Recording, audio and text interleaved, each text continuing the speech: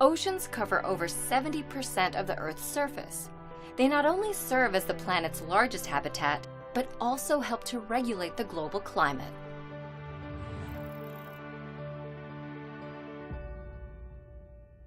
The ocean is a continuous body of saltwater that surrounds the continents.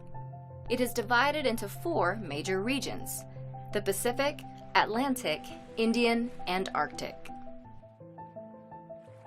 The ocean contains traces of all chemical elements found on Earth, but it tastes salty because of sodium and chloride ions in rainwater runoff and minerals from geothermal vents on the seafloor.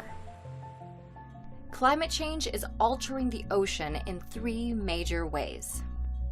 First, the ocean is getting warmer. The greenhouse effect not only warms the planet, but also raises the temperature of the world's oceans.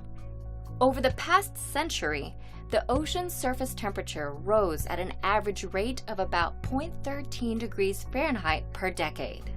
And during the past 30 years, sea surface temperature has been consistently higher than at any other time on record. This warmer water vaporizes quickly, fueling stronger and more frequent storms.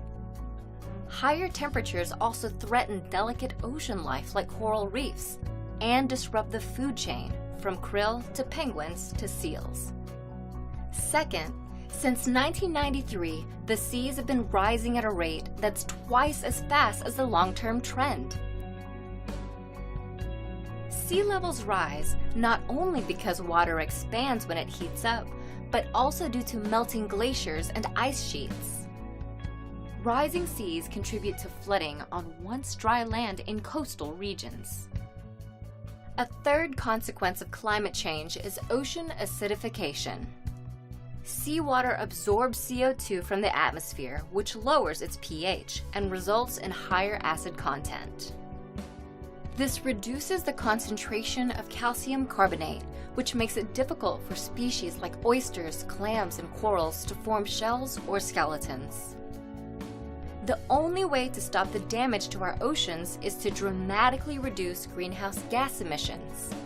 But even if emissions stop tomorrow, the gases currently in the atmosphere would take decades to dissipate.